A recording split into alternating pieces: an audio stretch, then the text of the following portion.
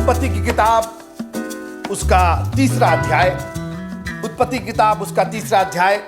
जैसा आपको मालूम है कि हम सब प्रभु के इस अनमोल वचन की गहराइयों को बड़े करीने के साथ और बड़ी ही एक यूं कहिए गंभीरता के साथ हम परमेश्वर के वचन पर धीरे धीरे बढ़ रहे हैं। जितना गहरे हम उतरेंगे उतनी आशीषें, उतना ज्ञान हमारा होगा और सब चीजें करीने के साथ, सब चीजें क्रमानुसार।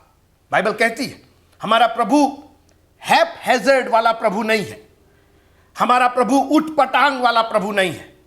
उसे मालूम है क्योंकि वो अनादि और अनंत है। उसे मालूम है उसको कहां से जाना है और कहां तक जाना है। और इसलिए हमारा प्रभु हमसे बहुत प्यार करता है और हमें वो चीजें देना चाहता है जो हमारी जीवन के लिए बेहतर से बेहतर है। जो कल्पनाएं मैं तुम्हारे लिए करता हूं, बाइबल कहती है, वो हानि की नहीं बल्कि लाभ की है। और आज एक बार फिर से उसने हमारे लाभ के लिए अपनी कल्पना अपने वचन के द्वारा हम तक पहुंचाया है। और मैं प्रभु का धन्यवाद करता हूं कि प्रभु ने यह इतना सुंदर एक माध्यम दिया है कि आप जो दूर दराज है, जो हो सकता है हमसे कई बार कई लोग मिले नहीं हैं और व्यक्तिगत हमारा कोई आपसे परिचय नहीं है, लेकिन खुदा ने आपके लिए भी इंतजाम किया कि परमेश्वर के वचन के द्वारा हम आप तक पहुंच सके। और हम पहुंचे ना पहुंचे, हमारे बारे में आप जाने या ना जाने, लेकिन परमेश्वर के वचन के बारे में आप जान रहे हैं, क्योंकि अंत में वही परमेश्वर का वचन आपको उस मार्ग पर ले जाएगा, सीधे मार्ग पर ले जाएगा। सकरा जरूर है मगर जो अनंत जीवन को पहुंचाता है। और इसलिए जब भी आप इस वीडियो को देखिए तो इस बात को ध्यान में रखिएगा कि यह परमेश्वर का कलाम है। और मैं यहां से हमेशा यही कोशिश करता हूं कि परमेश्वर के कलाम को बगैर कुछ उसमें काट छाट किए, लाग लपेट किए, उसमें कुछ कॉम्प्रोमाइज किए, कुछ उसके अंदर सुझाव दिए हुए मैं सीधे सीधे परमेश्वर की बातें आप तक पहुंचाऊं। और इसीलिए हम पुराने नियम की पुस्तकों को एक के बाद एक क्रमानुसार देख रहे हैं, जिसमें उत्पत्ति की किताब सबसे पहली किताब है। और चूंकि उत्पत्ति की किताब से ही उत्पन्न हुआ सब कुछ, उत्पत्ति हुई, इसलिए हम बहुत तेजी से नहीं लेकिन बहुत धीरे धीरे उसको समझते हुए, और जैसा मैंने बार बार आपसे कहा है और मैंने निवेदन किया है कि मित्रों, हम इस 30 मिनट 35 मिनट 40 मिनट में हम सारी बातें नहीं कह सकते, मगर शुरुआत तो हम कर ही सकते हैं। और मैं चाहूंगा कि आप अपने घरों को जाकर के जब भी आपको वक्त मिले, जब भी मौका मिले, मित्रों आप समझ नहीं रहे इसकी कितनी बड़ी आशीष है। ये वो परमेश्वर के द्वारा दी गई जीवन की रोटी है जो हमें शक्तिशाली बनाती है। ना सिर्फ हमें आत्मा में तो हम शक्तिशाली होते ही हैं, शरीर में हम तंदुरुस्त होते हैं। बहुत सी बीमारियां हमारे लिए इसलिए है कि हमारे अंदर पाप लगा हुआ है। आपको याद होगा यीशु मसीह ने झोले के मारे से कहा, उठ अपनी खाट उठा के चल, तेरे पाप क्षमा हुए। पाप की वजह से वो बीमारी थी। और आज बहुत सी बीमारियां, हम लोग चंगे होने चाहते हैं मगर पाप क्षमा नहीं कराना चाहते। पाप की बात मत कीजिए, ये मत कहिए कि ये बीमारी पाप की वजह से है। लेकिन मित्रों, कई बार हमारी शारीरिक दशा हमारे अपराधों के और हमारे पाप की वजह से है। और आज हम थोड़ी देर के लिए उत्पत्ति की किताब के तीसरे अध्याय पर इसी बात का अध्ययन करेंगे। यह अध्याय जब मैं पढ़ रहा था तो अक्सर आप ये सोचेंगे कि ये परमेश्वर के क्रोध का, परमेश्वर के दंड का, बिल्कुल ठीक है। प्राइमा फेसी जिसको कहा जाता है, प्रथम दृष्टिया आपको यही लगेगा कि ये परमेश्वर के दंड का एक अध्याय है। लेकिन मेरी दृष्टि में, मैं आपको मालूम है, मैं हमेशा एक नए तरीके से परमेश्वर की दया को देखना चाहता हूं, क्योंकि उसकी दया रोज बरोज मेरे और आपके लिए नई होती जाती है। और मेरे हिसाब से, मेरे अध्ययन से, यह परमेश्वर के प्यार का अध्याय है। It is the chapter of the love of God. आप कहेंगे इस पे कहां प्यार दिखाई दे रहा? बिल्कुल दिखाई दे रहा मित्रों। न्याय किया उसने, दंड दिया, मगर उस दंड के साथ आशीष भी थी। सबसे पहले एक बात यह जानिएगा कि बगैर दंड के न्याय नहीं होता है।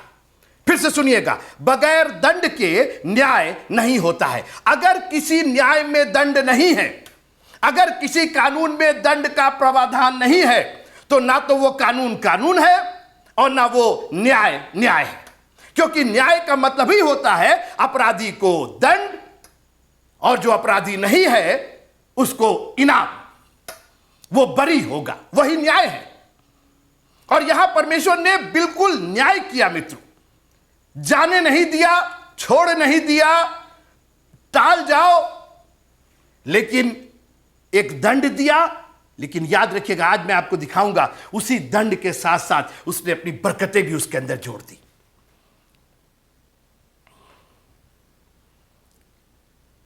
बागे अदन में पाप हुआ, क्या हुआ? ये पाप क्या हुआ? हुआ ये कि परमेश्वर ने एक आज्ञा दी थी। याद रखिएगा कि आज्ञाएं दी जाती हैं हमारी और आपकी सेफ्टी के लिए। एक सीमा तय की जाती है। आज्ञा का मतलब किसी चीज की सीमा तय कर दी गई कि अब इसके आगे आप नहीं बढ़ेंगे। This is it. इसी लेन में आपको रहना है। और एक उदाहरण के द्वारा मैं आपको समझाना चाहता हूं। ये जो आप देख रहे हैं, ये जो आप फोटो देख रहे हैं और ये जो वीडियो देख रहे हैं, इसमें आप ये देखिए कि किस तरीके से ये सफेद लाइन जो हाईवे पर और फ्रीवे पर और रास्ते पर जो मार्ग पर बनी है, ये जो लेन जिसको कहा जाता है, जिसको एक पथ कहा जाता है, एक परिपथ कहा जाता है, ये लेन सीमा है कि आप इसी सीमा में रहेंगे। आप ये देखिए कि कई गाड़ियां एक साथ फर्राटे के साथ, पूरे आवेग के साथ, पूरे वेग के साथ चली जा रही हैं, मगर वो आपस में इसलिए नहीं भिड़ रही हैं, आपस में इसलिए दुर्घटनाग्रस्त नहीं हो रही है क्योंकि वो अपनी लेन में जा रही, अपने अपने पथ में, अपना अपना जो सीमा तैयार किया गया है उसी सीमा में है। और उत्पत्ति की किताब उसका दूसरा अध्याय, उत्पत्ति किताब उसका दूसरा अध्याय, थोड़ा बैकअप कीजिएगा, यहां पर दूसरा अध्याय और 15वीं आयत में पढ़ना चाहता हूं। तब यहोवा परमेश्वर ने आदम को लेकर अदन की वाटिका में रख दिया कि वह उसमें काम करे और उसकी रक्षा करे। अब आगे सुनिए 16वां पद। और यहोवा परमेश्वर ने आदम को ये आज्ञा दी, सजेशन नहीं दिया, सुझाव नहीं दिया, देख लेना, कर लेना, सोच लेना, अब जो तुम जैसा बेहतर समझो, ये हमारी और आपकी सोच है। मगर हमारा परमेश्वर हमें आज्ञाएं देता है, और जैसा मैंने कहा, आज्ञाएं हमारी सेफ्टी के लिए है। और परमेश्वर हमें सेफ रखना चाहता है, हमें सुरक्षित रखना चाहता है, और इसीलिए उसने आज्ञा दी और कहा कि तू वाटिका के सब वृक्षों का फल बिना खटके खा सकता है, पर भले या बुरे के ज्ञान का तो वृक्ष है, उसका फल तू कभी ना खाना। सुनिए, खाने की भी आज्ञा और ना खाने की भी आज्ञा। आप अपनी लेन में चलेंगे, ये आज्ञा है। आप जो अभी हमने दिखाया आपको वीडियो, इसके अंदर जो आपको व्हाइट लाइन आपको दिखाई दी, इसके अंदर आप अपनी लेन में चलेंगे, ये आपकी आज्ञा है, ये आज्ञा है सड़क वालों की। और आप दूसरे की लेन में नहीं जाएंगे, ये भी एक आज्ञा है। क्योंकि अगर आप दूसरे की लेन में जाएंगे तो आप दुर्घटनाग्रस्त होंगे, अपना भी नुकसान करेंगे और अगले को भी नुकसान करेंगे। और इसलिए परमेश्वर ने कहा कि तू सब पेड़ के फल खा सकता है, ये मेरी आज्ञा है। क्योंकि याद रखिएगा, वो पेड़ के फल तो परमेश्वर के थे, तो परमेश्वर को उनको देना था, और परमेश्वर ने दिया, अपनी आज्ञा के द्वारा दिया। मगर एट द सेम टाइम उन्होंने कहा कि तुम इस भले और बुरे के ज्ञान का पेड़ का फल कभी ना खाना। कभी का मतलब कभी भी, ये नहीं कि 2 साल के बाद, 4 साल के बाद, कोई एक्सपायरी नहीं दिया, बोला नेवर एवर ईट दिस। और जब उसने कहा कभी नहीं खाना, तो कभी नहीं खाना। और उसके साथ, जैसे मैंने कहा कि आज्ञा के साथ हमेशा दंड लगता है, आज्ञा के साथ हमेशा उसका परिणाम लगता है। अगर परिणाम नहीं है, अगर कॉन्सिक्वेंस नहीं है, तो आज्ञा आज्ञा नहीं है। वो कॉन्सिक्वेंस, वो परिणाम ही उस आज्ञा को सिद्ध करता है। और इसलिए आगे लिखा है, क्योंकि जिस दिन तू उसका फल खाएगा उसी दिन अवश्य मर जाएगा। ये दंड का प्रावधान है, एक परिणाम दिया कि आज्ञा नहीं मानोगे तो उसी दिन मर जाओगे। और आज मैं आपसे पूछना चाहता हूं मित्रों, आप परमेश्वर की कितनी आज्ञा मान रहे? क्योंकि आज्ञा, परमेश्वर की आज्ञाओं का ना मानना ही वन वर्ड पाप। परमेश्वर ने जो आज्ञा दी है, और आज मैं आपको चैलेंज करना चाहता हूं, चुनौती देना चाहता हूं 10 हुक्म के लिए। वो 10 सजेशन नहीं है, वो 10 सुझाव नहीं है, वो 10 केवल बातें नहीं है, वो 10 आज्ञाएं हैं। और हर आज्ञा के साथ याद रखिएगा एक दंड का प्राविधान है। वो आज्ञाएं आपको अपने लेन में, उसी लेन में आपको चलना है। तू चोरी ना करना, उसका परिणाम आपको भुगतना पड़ेगा, उसका न्याय होगा। और परमेश्वर बाग एदन में आते हैं, प्रश्न होता है तू कहां है?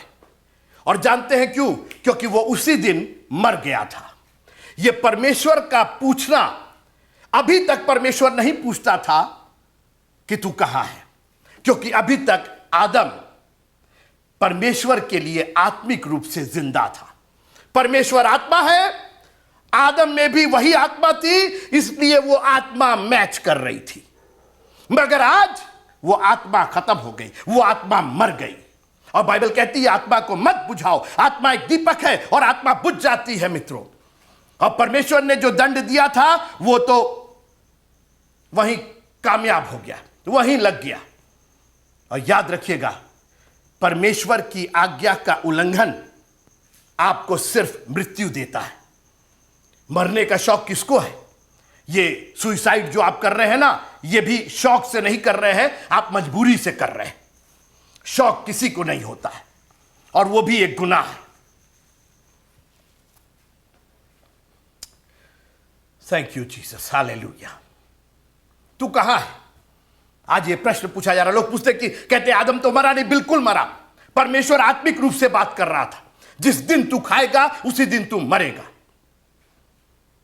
और किसी ने एक और अच्छी बात कही है कि परमेश्वर की दृष्टि में एक दिन 1000 दिन के बराबर है, और आदम 1000 दिन तो जिए ही नहीं, 1000 वर्ष तो जिए ही नहीं, 900 में ही आगे जाकर के वो खत्म हो गए। तो वो शारीरिक रूप से तो बाद में मरे, आत्मिक रूप से पहले मर गए। और इसीलिए वो आत्मा बुझ गई, वो आत्मा चली गई। और इसीलिए आज हमें पवित्र आत्मा का दान चाहिए होता है, क्योंकि पवित्र आत्मा नहीं है, हमारी आत्मा है, लेकिन पवित्र आत्मा हमें चाहिए होता है। और यीशु मसीह ने यही कहा, अपने जी उठने के बाद यरूशलेम में ठहरे रहना, तब तुम्हें सामर्थ मिलेगी और पवित्र आत्मा का दान मिलेगा।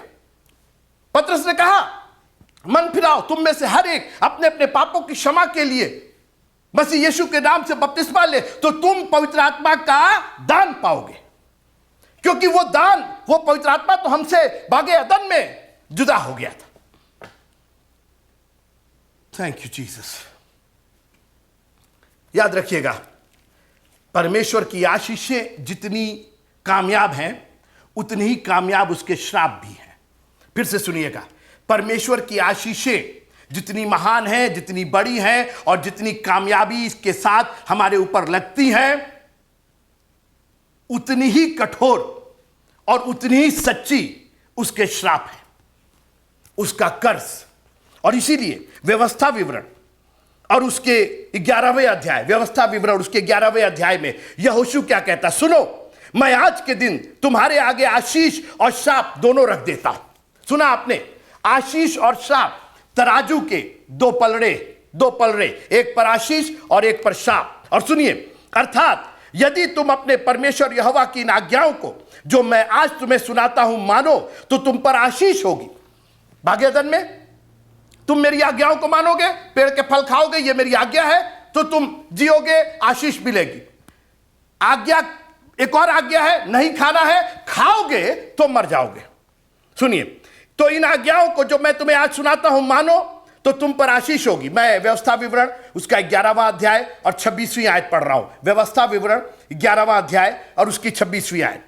अर्थात यदि तुम अपने परमेश्वर यहोवा की इन आज्ञाओं को जो मैं आज तुम्हें सुनाता हूं मानो, तो तुम पर आशीष होगी। और यदि तुम अपने परमेश्वर यहोवा की आज्ञाओं को नहीं मानोगे और जिस मार्ग की आज्ञा मैं आज सुनाता हूं उसे तजकर दूसरे देवताओं के पीछे हो लोगे जिन्हें तुम नहीं जानते, तो तुम पर शाप पड़ेगा। अगर आशीष से आप इतने खुश हैं कि अरे बाप रे, प्रभु की आज्ञा मानेंगे तो आशीष मिलेगी, बिल्कुल मिलेगी, तो याद रखिएगा अगर आज आज्ञा नहीं मानेंगे तो श्राप भी वैसे ही पड़ेगा आप पर। और आज बहुत से लोग श्राप में जी रहे हैं और परमेश्वर ने 3 लोगों को श्राप दिया। मैं कह करके खत्म करना चाहता हूं। सबसे पहले उसने सांप को, इब्लीस को श्राप दिया और कहा चूंकि तुम्हें इस्तेमाल किया गया, सांप को इस्तेमाल किया गया और श्राप दिया कि तू जिंदगी भर, आइए पढ़ते हैं उत्पत्ति किताब उसका 3रा अध्याय और उसकी 14वीं आयत। उत्पत्ति किताब उसका 3रा अध्याय 14वीं आयत। तब यहोवा परमेश्वर ने सर्प से कहा, तूने जो यह किया है इसलिए तू सब घरेलू पशु और बरेले पशुओं से अधिक शापित है। तू पेट के बल चला करेगा और जीवन भर मिट्टी चाटता रहेगा।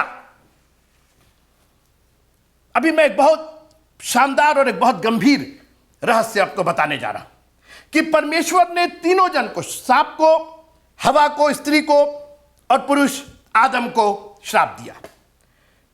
सांप को श्राप दिया, तू जिंदगी भर पेट के बल चलेगा और जीवन भर मिट्टी चाटता रहेगा।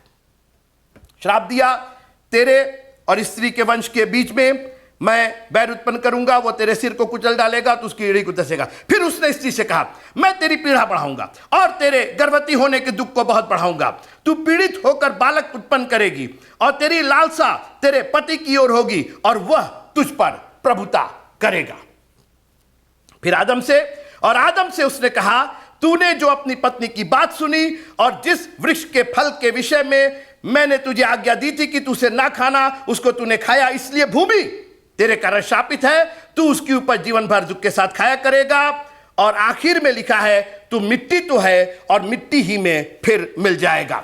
मैं आज जो बात कह के खत्म करना चाहता हूं वो बात यह है कि परमेश्वर ने अपने प्रेम को सिद्ध किया दंड दे करके। अगर दंड नहीं देता मित्रों तो प्रेम सिद्ध नहीं होता, क्योंकि आदम ने जैसे ही पाप किया उसमें एक चीज आ गई जिसको लिखा है बाइबल में, भय आ गया, डर आ गया। मैं तेरी आवाज सुन करके डर गया था। और पहला यूहन्ना उसका 4था अध्याय और 18वीं आयत 19वीं आयत पढ़िएगा, वहां लिखा है कि भय दंड लेकर के आता है। आज एक ये भयभीत क्यों हो गए? अभी तक परमेश्वर आता था तो ये भय नहीं खाते थे, लेकिन आज आज्ञा का उल्लंघन हो गया, आज परमेश्वर की आज्ञा का उल्लंघन हो गया तो पाप हो गया और डर आ गया, और डर आ गया तो दंड के आप अधिकारी हो गए, क्योंकि भय और दंड एक साथ है।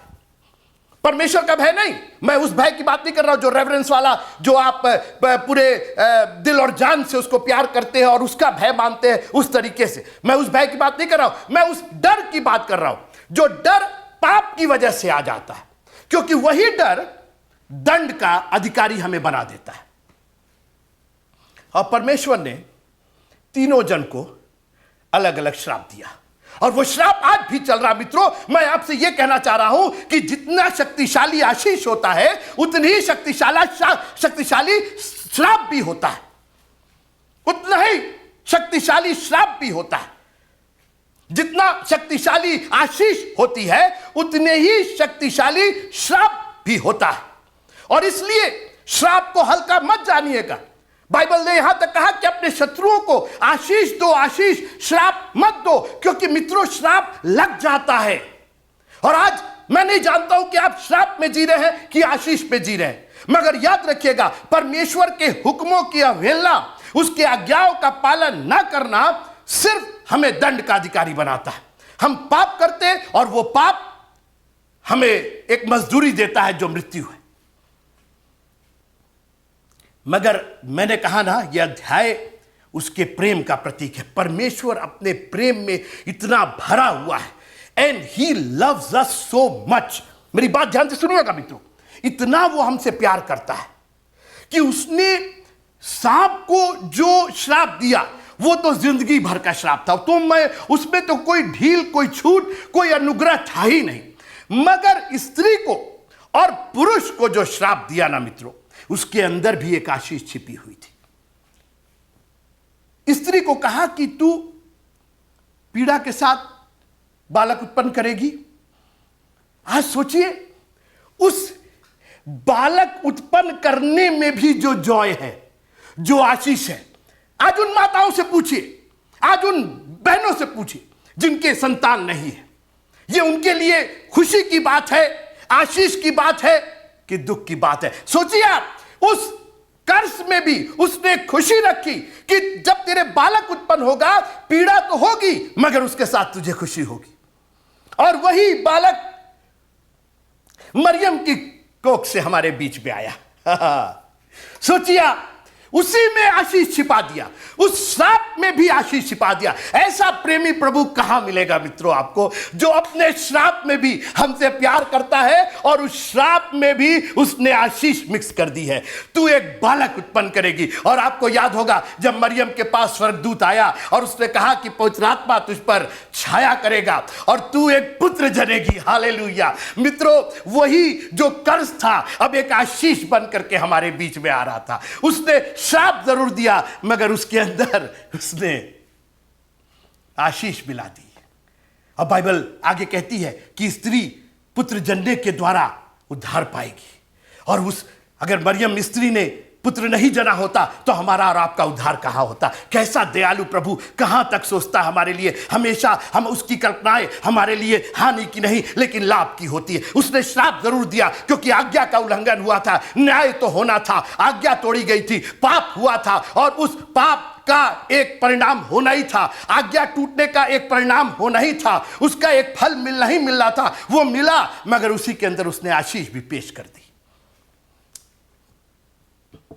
Thank you Jesus, hallelujah. और फिर आदम को श्राप दिया, भूमि तेरे कारण श्रापित है। जब भी तू देखेगा भूमि को, उसमें ऊंट कटारे तू देखेगा, तुझे याद होगा ये मेरी वजह से हुआ, वरना भूमि क्या भूमि होती, हमारी वजह से। लिखा भूमि तेरे कारण श्रापित हुई। लेकिन एक आशीष दिया उसके अंदर और कहा तू मिट्टी है और तू मिट्टी में मिल जाएगा। मित्रों, आप इस बात को बहुत गंभीरता से लीजिए।